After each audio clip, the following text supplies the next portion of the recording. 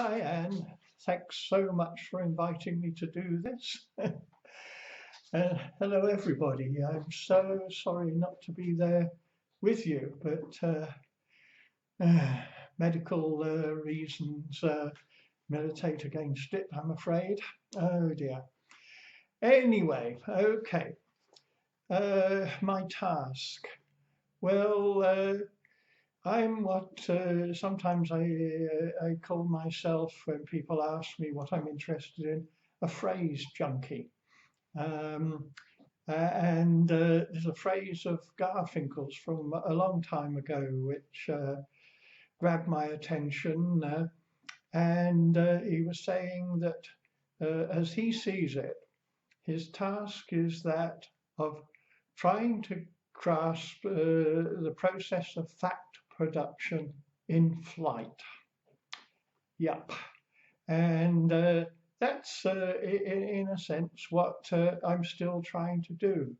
Anne noted in the little blurb she wrote about me that I'm interested these days in trying to produce before the fact accounts of processes rather than after the fact accounts.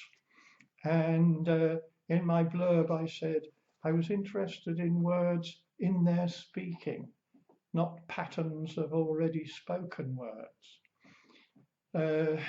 I think one of the troubles is with our social sciences, we try and analyze activities into nameable component parts after the fact of those processes actually having been performed. Whereas I'm interested in what happens in the course of us performing them. So what I'm going to have to say today relates to what goes on actually in our disciplines and in our professions. In fact, as I see it, they work all in terms of these, what I'm calling after the fact terminologies. They can do that because they work in terms of definitions and concepts. Definition and concepts have the function of setting up boundaries. And we work within the boundaries and limitations set by these concepts. Whereas in our ordinary everyday life, whatever boundaries there are, we ourselves set them up, and we set them up this way and that way and some other way, each way, different way for a different purpose and so forth. So when we bring off certain practical accomplishments within our disciplines or our professions, it's because we're working within these boundaries and limitations we set by defining for ourselves our use of words ahead of time. Whereas in ordinary everyday language, we don't define our use of words ahead of time. We use them in different ways in different circumstances.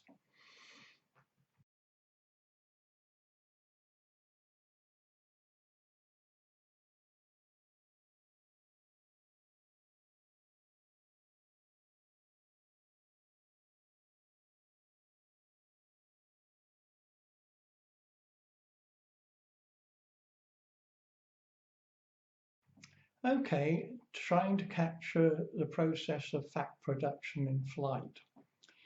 Now, there's a couple of hinges I'm going to use.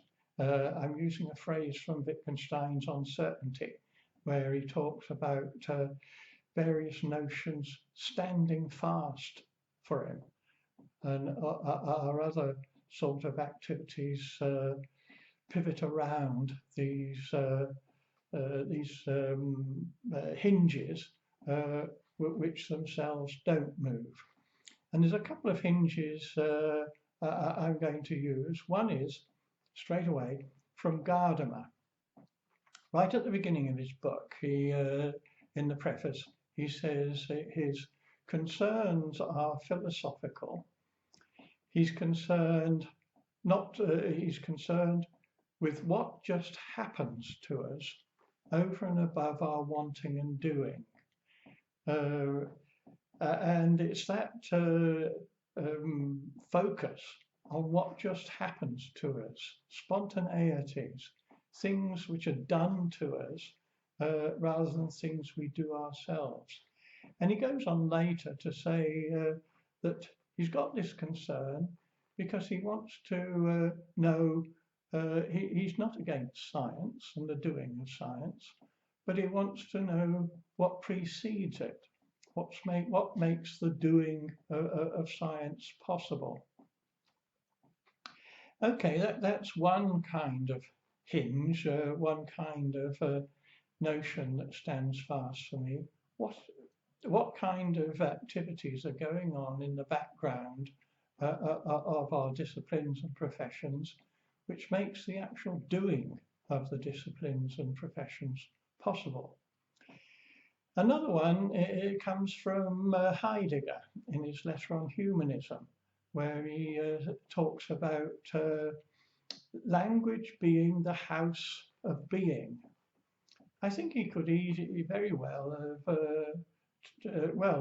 let me first say, by being, he means, I'm going to continually talk of big B being, where big B being makes the possibility of what we call little b beings, the things that we talk about having ideas and intentions and plans, making requests, doing promising things, besides houses and trees and mountains and streams and so forth.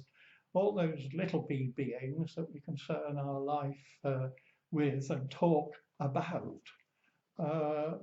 The possibility of us being able to pay attention to them and name them is a result of our being immersed, he says, in big B being. And then he goes on to say something, well, let me say also, he could equally well have said, rather than language is the house of being, he could have said that language is at home in big B being. That's where language has, like Heidegger, like Wittgenstein says, he wants to bring words back from their metaphysical use to their proper home, which is their everyday use. So we're concerned here with understanding the everydayness, the ordinariness, the amazingness, in fact, of ordinary everyday activities, and the unnoticed, in fact, way in which they work for us and set the scene and so on in setting up disciplines and professions. But Heidegger, as I say, straight away goes on after saying that language is the house of big B being, goes on to suggest there are certain special kinds of people in the world who are the guardians of big B being. And they manifest their guardianship, he says, in their saying. Now, again, in my abstract, I said something like, I'm interested in words in their saying, not in patterns of already spoken words. And I first made that distinction when I started working with Bakhtin, because Bakhtin started to talk about what he called responsive understandings, not representational understandings. Not an understanding of what a person was talking about, but how listeners responded to what other people were saying. Like, can you open the door for me, please? Yes, okay, I'll open it. I embroidered these terms a little bit, and I started to talk about relationally responsive understandings as compared with referential representational understandings. And that's where I started to make this difference again and put it in the blurb she wrote about me. The difference between aboutness talk, where we talk, make reference to something, we talk about it as if it's an already existing thing over there. Aboutness talk is after the fact talk. And withness talk, talking with an actual living contact with something well known to us in mind. When we do withness talk, because of that sort of personal acquaintance with what we're talking in relation to, we can bring out this feature of it, that feature of it, some other feature, etc. It's not something that's already well defined for us. So these two hinges, one from Gadamer, where he's worrying about what just happens to us spontaneously, and this language being the house of being, takes me on to, let me just mention the fact that there are three topics in my title. One is deep dialogicality, another is human becomings, and the third is founders of discursivity. By deep dialogicality, I mean when in ordinary everyday life we're talking with each other, we're not necessarily having a dialogue about anything. We're just talking with each other. We're sort of traversing over a landscape of possibilities. That talking with each other is what goes on. I'm thinking now particularly, my early history was in child development. And I first started a lot of my thinking looking at mothers with their kids when the kids were 9, 10, 11 months old, interacting with them long before language as such came on the scene. The fact is, at that period, an enormous amount of communication goes on without language. That communication that goes on without language sets the scene provides a context for when words begin to come on the scene, the meaning of those words is understood within that context. That context is set by facial expressions, by pointings, by emphases. Three great words that mothers have with their kids is stop, pay attention, stop, look, pointing, listen, stop, look, listen. That first move, stop, is a deconstructive move, breaks into the flow of what the child's current ongoing activities are, gets the kids to look at the mother, and then the kids look where the mother is looking, or the mother's pointing, and then listen. There's a little bird on the branch. Listen to the song it's making. We know what birds are, etc., etc. So what I'm going to do right the way through this is emphasize the importance of first language learning and suggest that a lot of the learning we need, even as adults, is simply a continuation of this first language learning. Okay, so that's deep dialogicality. We learn a lot just spontaneously, not in classrooms, not from textbooks, not from people particularly telling us something that we we need to know, not by giving us information. What we're learning in this first deep dialogical learning, we're learning to be at home, so to speak, in the world.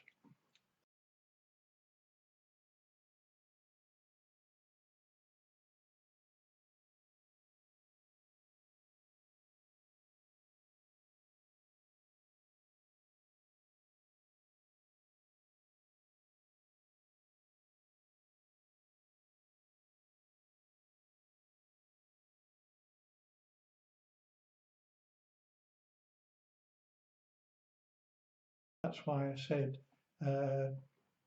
Heidegger could equally have well said that being is at home in language.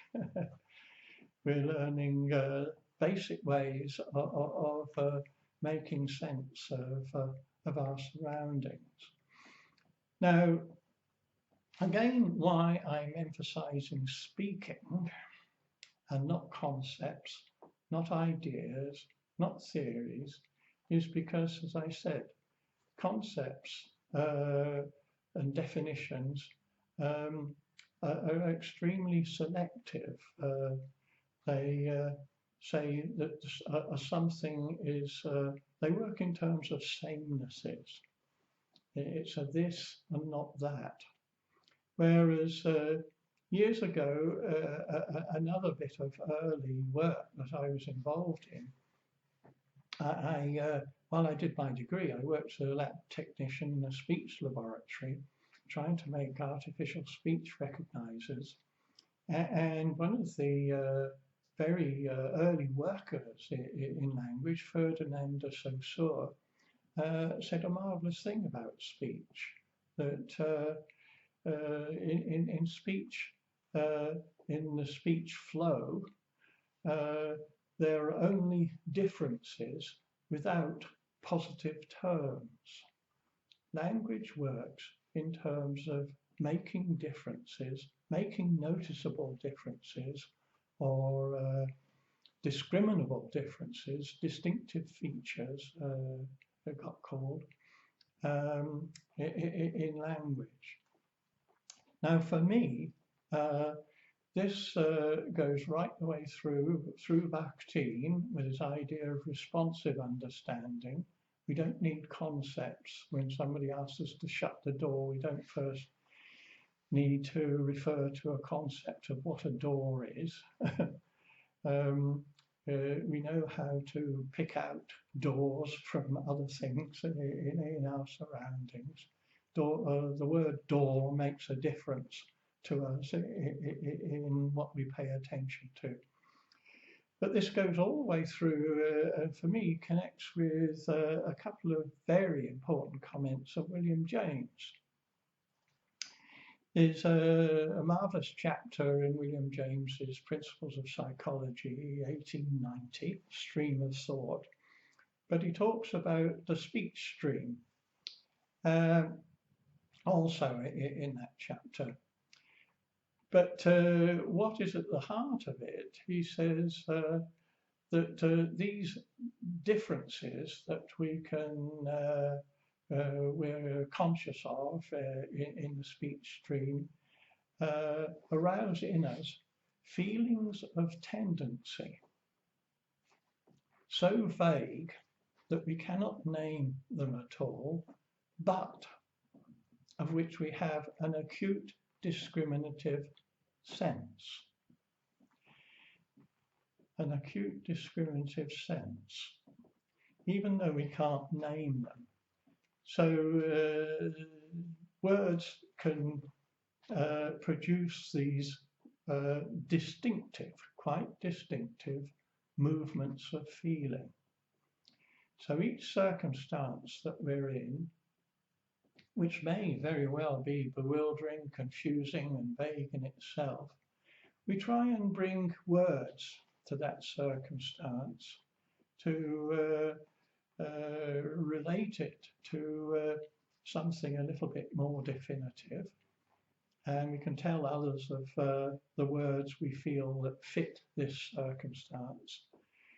But it does mean that the fact is those words we bring to that circumstance are both ethical and political, in the sense that, and here again, I'd like to draw on a little bit of a Bakhtin. When he talks about responsive understanding, he also says that that responsive understanding is anticipatory. It produces in a listener an anticipation or an expectation of what's coming next. It's not talking about something that already exists. It arouses an anticipation. So this wording that we give to these vague feelings that we have are extremely important. And this goes back to me being a phrase junkie. This idea of Garfinkel's of trying to capture the process of fact production in flight, or these nice words of William James, an acute discriminative awareness, or that phrase of de Saussure of a system of differences without positive terms. So where does this all get us? Well, the notion of human becomings I took from the book by Ingold and Palsson, Biosocial Becomings, they talk of. And they suggest in that book that, again, like Heidegger, we shouldn't think of ourselves as little b beings. That's what, again, I would call a part of our after the fact thinking. We think we know what human beings are, do we? Well, we know what human beings are within certain boundaries, certain bounded ways, conceptual ways of thinking. Whereas in our ordinary everyday life, we're not living within certain preset boundaries. As I said earlier, we make the boundaries ourselves. So before we make any boundaries, they want to say we're human becomings. And they take that turn actually from Deleuze and Guattari's, what was it, Thousand Plateaus and Lines of Flight, or in fact, besides that lines of flight phrase, they also use the phrase line of becoming. And there's a little bit I want to read from Ingold and Palsson. They say, each of us is instantiated in the world along a certain way of, or a certain line of life, or line of becoming, Deleuze and Guattari, understood not as a corpus of received tradition, but as a path to be followed, along which one can keep on going, and which others will follow in their turn. Human becomings continually forge their ways and guide the ways of consociates in the crucible of their common life. Yeah, we share with others not a system of beliefs, not a system of values, but ways of becoming. And this means that, again, as Ingold and Palsson say, the rethinking of the basic ontology within which human activities go on within needs, I actually haven't got the quote available, but it needs drastic revision, a very deep rethinking. That everything, as soon as we change from after the fact thinking to before the fact thinking, everything takes on a very different hue. I think it's as deep as I've been listening to physicists talking recently about black holes.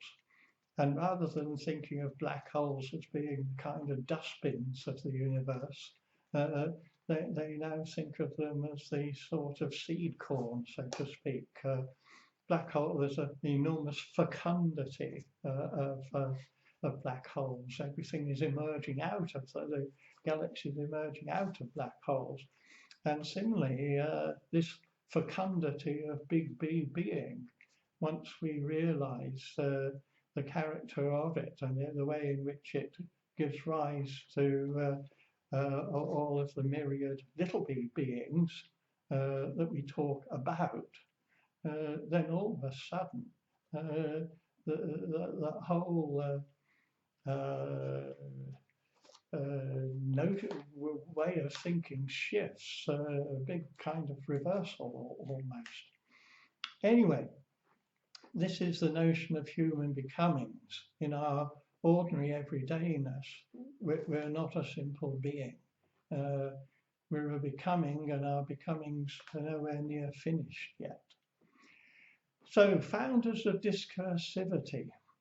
Again, a little bit like Heidegger, Foucault says there are some special people who, in their writing, don't just write in ways that continue an already existing tradition. They establish a new way of, a new form of human expression, which, so to speak, brings, well, again, let me use a phrase of Garfinkel's here, brings to rational visibility something that sat there in the dark background, in a black hole that we've not taken notice of before. But writers who can bring to rational visibility aspects of big B being that we've not really taken notice of before. And this is done by using phrases, using language in a poetic fashion, not using it in a technical or instrumental fashion, but poetic. Myself, I've not, although this is, of course, Heidegger's aim in some of the weird language he uses, I've not found Heidegger's phrase making, so to speak, it doesn't grab me, whereas a lot of Wittgenstein does, where he talks about achieving that kind of understanding which consists in seeing connections. Of course, Wittgenstein is continually saying, imagine this, think of that, etc. He's continually using all kinds of examples and working in terms of quite concrete instances, actually, because in all of this, it's not, again, it's not a matter of repetitions and generalities. It's a matter of noticing small details in our ordinary everyday activities that we've really not noticed before. I'm going to end with a last little phrase that when I first started thinking about the importance of phrase making, and I want an example. Again, years ago, I got a little bit of a background of theatre directing, and I directed both the Beckett plays, Waiting for Godot and Endgame. And there was a marvellous line in Endgame, which I couldn't help laughing at. It's Beckett's black humour. And at one point, one of the characters says, "You're on Earth, and there's no cure for that."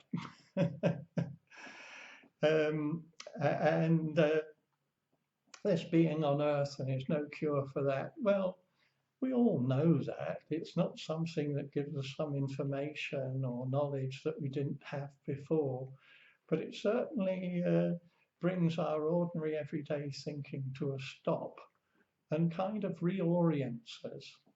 and strikes into our relationship to our surroundings and to the rest of our lives. And it's the way these kind of phrases can reorient us and bring to our attention aspects of our lives that we don't normally pay attention to. And this is why I think what Foucault calls the founders of discursivity so important. So these are the three topics that I want to bring to your attention. Deep dialogicality, which goes on between us, not when we're particularly talking about anything at all, but we're just doing a continuation of first language learning that we did while we were children.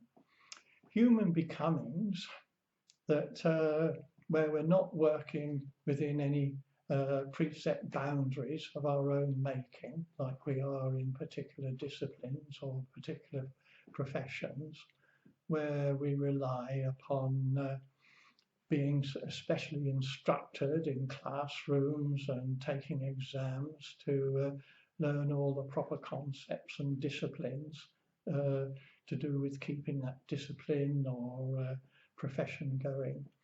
And then this idea of founders of discursivity, of new ways, new forms of human expression that bring to our attention aspects of our being in the world that we've really not attended to before.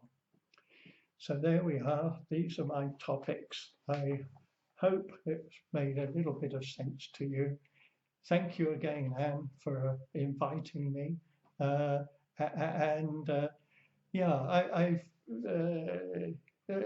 missed out thousands and billions of things in this talking like this.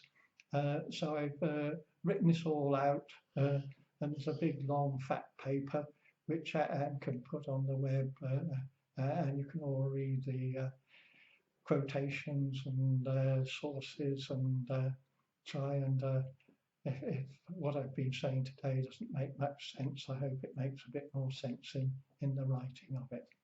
All right, bye for now. Bye-bye.